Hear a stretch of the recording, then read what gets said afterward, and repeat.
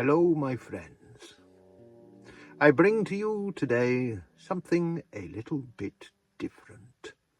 A story I wrote a month or so ago. Something for the rebel Britons. A satire of sorts, with comedy and tragedy. Something to enjoy with a glass of wine, or beer indeed, or perhaps a cup of tea. Whatever is your pleasure. Aye. So, are you sitting comfortably? Then we shall begin.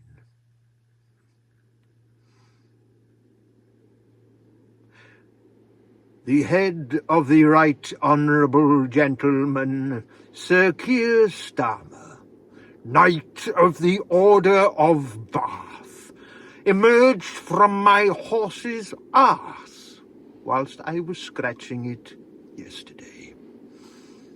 Having caught his breath, Sir Kier promptly informed me that I had been chosen to compose a motto, immortalising his government's recent victory in making British speech safe at last.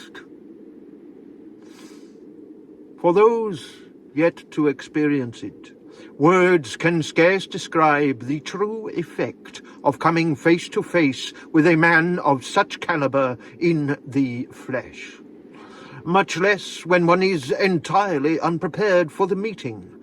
For the last thing a lowly soul such as myself expects, whilst wandering about his patch of dirt, is to find himself in the presence of greatness.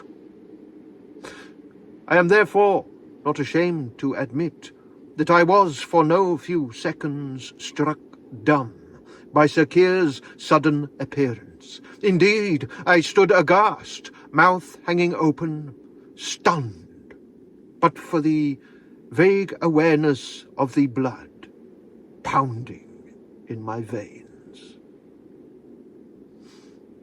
Then, as the veil of my disbelief was drawn aside, 6 words popped into my mind. This is my time to shine. On cue then, Arthur's tail arced high, and through its spray broke dappled rays, to cast, as if he were graced by God's own gaze, filigree shadows across Sir Kier's noble brow.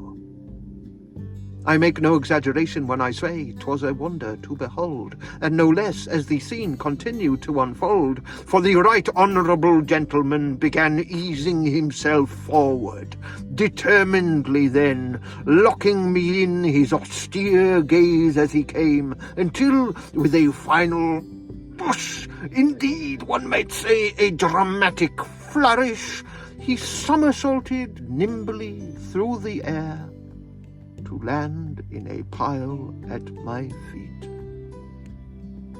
There Sir Kier lay, reclining upon the grass, Arthur's tail swishing to and fro above him, as once palm leaves fanned Caesar in the hands of tongueless slaves.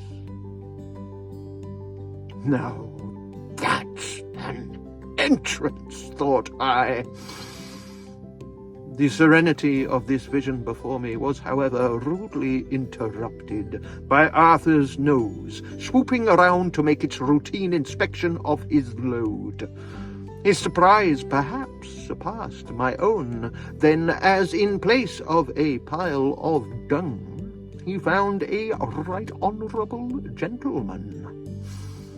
Arthur spun about at once, kicking up a shower of dirt as his hooves cut out clumps of turf, and came to a halt, towering above Sir Kier, head held high, nostrils flaring, ears pricked.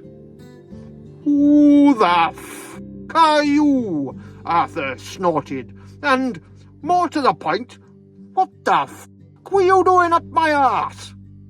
His head flicked sideways to fix Sir Kier in the furious glare of one mighty eye, a bright white corona glinting around it like an eclipse of the sun. Arthur, this is our Prime Minister, Sir Kier Starma, and you will not talk in his presence unless spoken to, I bellowed. Blushing, I turned back to Sir Kier. But before I could offer him my apologies, he let out a little chuckle and remarked, I see he is yet to be quieted, as they say.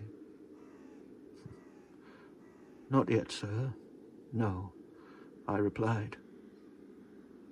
I should perhaps inform those unfamiliar with the breed that there is a rebellious streak in the Welsh cob, and being that Arthur was but 18 months old, this unruly trait was still in evidence, for I had not yet entirely broken or quieted him, as they say.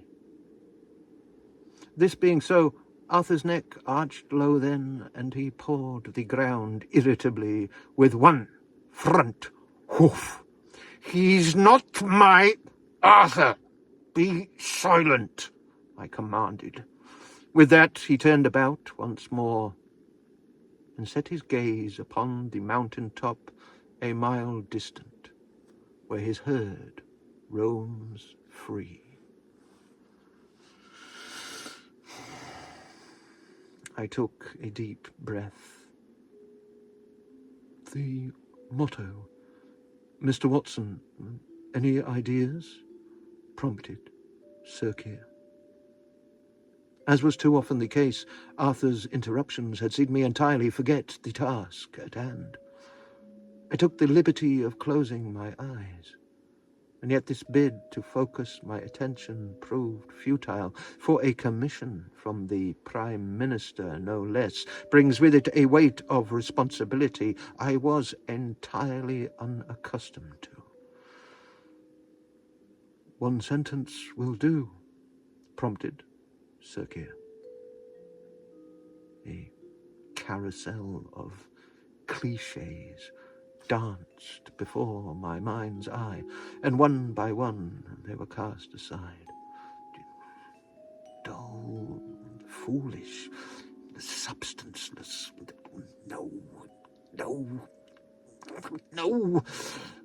I opened one eye and saw Sir Kier pout as his patience wore thin, and with that I quaked within, to feel the gleaming ivory tower of my ego totter as the delusions of grandeur supporting it crumbled to dust. I am not worthy, thought I, but just as I was about to say as much, Sir Kier spoke again. Come now, Mr. Watson. 3, 4 words is all I ask of you. One last try, then, thought I, and so shut my eyes once again, yet not one syllable of sense could I muster. And then, oh, dawning sun, inspiration struck. The fear holding my tongue was the very thing that proved my worthiness. No sooner had this thought occurred to me than those 4 words, now synonymous with this, our green and pleasant land, were upon my lips. My silence is loyalty, I blurted out, and with that dropped to one knee. Sir Kier raised one eyebrow. Then ever so slowly, I saw his eyes glaze over, and for a fleeting moment, tears sparkled within them. In a whisper he repeated my words, and looked upon me as he did so, with such admiration I blushed. Silence is loyalty. Genius. Arthur yawned beside us. Once, twice, thrice. He shook himself, the sound like a blanket being shaken out after picnicking. Bending his neck around, he set about lazily chewing a horsefly bite on his flank. My silence is loyalty, you say, said Sir Kier. And so it is. I dare say Sir Watson has a certain ring to it. I shall see what I can do. I gave no reply, for I knew then what was expected of me. We shall meet again, you and I, said Sir Kier. With this promise echoing in my mind, I took the hint, rose to my feet and dutifully shovelled Sir Kier into my wheelbarrow. No sooner had I done so than a black limousine glided to a halt at the paddock gate. 4 burly women in dark sunglasses and black trench coats emerged from it. Swinging the gate open, 2 strode across the grass towards us. One of them took the barrow from my grasp without a word, whilst the other surveilled the paddock perimeter.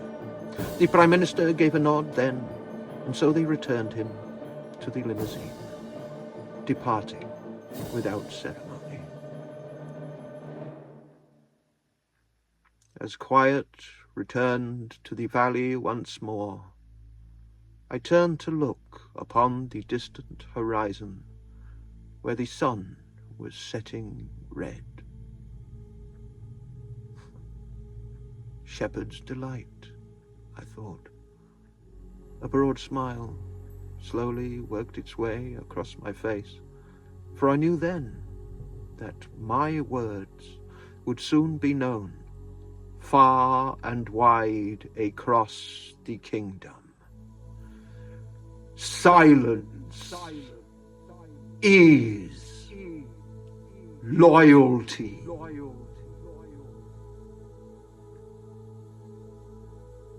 As I recounted what had just occurred, Sir Kier's remark concerning Arthur's misbehaviour came to the forefront of my mind.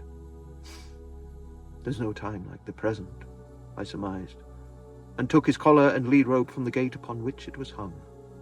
Still, though, my mind was reeling, and so I ground to a halt, imagining myself walking through the halls of power to receive the honours Sir Kier had promised me. So immersed in these visions was I, that I entirely failed to notice Arthur's great nose come to rest upon my shoulder. I jumped as he spoke in my ear. And what shall become of me, Jessie? He asked. Oh, Arthur, you know well, lad, you are too rude, too headstrong, indeed, too wild to accompany me where I shall soon be going. Then will you bring me back to the mountain? He asked. I turned to face him, but found he gazed past me at the mountain top beyond. I walked quietly to his side and looped the lead rope over his neck. He took a step forward, but I already had the head collar held open in front of him, and so he only succeeded in helping me slip it over his nose. He pulled his head away, but I snapped the rope under his chin sharply as a warning to him. Arthur went still then, and I spoke softly to him whilst tying the collar in place. Arthur, you embarrassed me today. You must learn what is expected of you, lad. I did not buy you to think, nor to dream of what cannot be. No, you were brought from the mountain to be quieted, and quiet you I will, so you can work for me, proudly. In time, perhaps, you will do so with gratitude, for I shall spare no expense in caring for you. Now will you accept it is not your place to defy me, Arthur? For nothing good will come of it. My place is on the mountain yonder, where I would be sire of my herd, true to my namesake, said Arthur, his gaze remaining locked still upon the mountain top. You are no more king than I am Merlin, Arthur. Besides, you are no sire, my lad. You have been castrated. Stallions are too unpredictable. Arthur's head swept back suddenly, ears pinned, and he reared up, so he towered above me, and then boxed out with his front hooves. I had, though, seen it all before, so I simply stepped back and let out a little rope. Looking up at him, I admired the proud form he displayed as he balanced on his back legs, muscles rippling. I passed the rope behind my back, so I could lean back into it if needs be. I took up the slack and prepared myself for what was to come. Arthur snorted, his two back hooves on the ground, hopping heavily from side to side as he adjusted his balance. I set about circling around the rearing horse then, flicking the loose end of the rope in my right hand as a warning to keep him at a safe distance. Down Arthur came, and bucking now, attempted to turn away so he could kick out at me with his hind quarters. I leant back into the rope, driving my legs out to pull his head back toward me so he stayed side on. As I did so, I flicked the loose end of the line behind me and brought it over my head to land a stinging blow across his back. I saw the fight go out of the horse immediately as his thoughts turned to flight. It had to be done. I tugged hard on the rope as he leapt forward then, so he was set circling about me. I whipped the loose end of that heavy rope again and again over his back. With each lash he drove forward in an attempt to escape, but since I had command of his head, his body was forced to follow. Horses are, you see, quite predictable. Around and around he went then, terror flashing in the whites of his eyes. But it had to be done. For a mount's respect is, you see, won through the master's application of both love and fear equally. I let up, and given his exhaustion, Arthur's trot slowed presently to a walk, and he turned to stand facing me, the sweat glistening pink upon his flanks and the last few rays of sunlight. We stood staring blankly at one another, panting.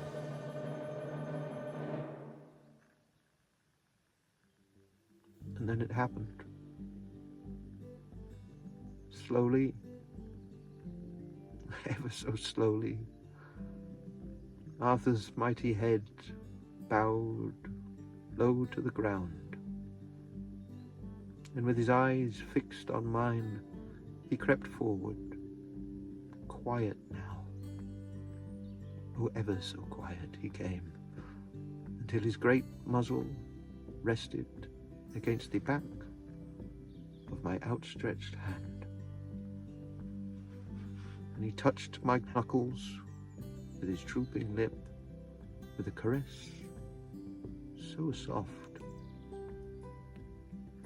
it would have graced the hands of a queen. My silence is loyalty, he murmured. Good boy, I said, and gave him a pat on the top of his head.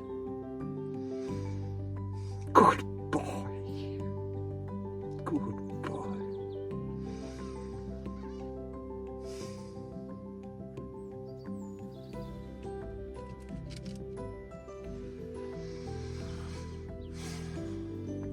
Are you a good boy? Hmm?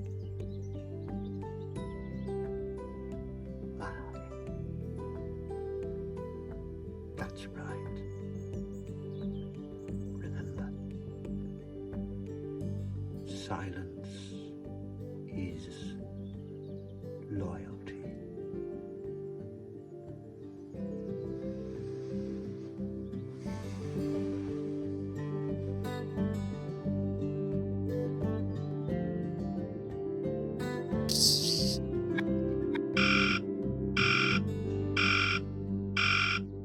A non-compliance report has been issued on your identity profile.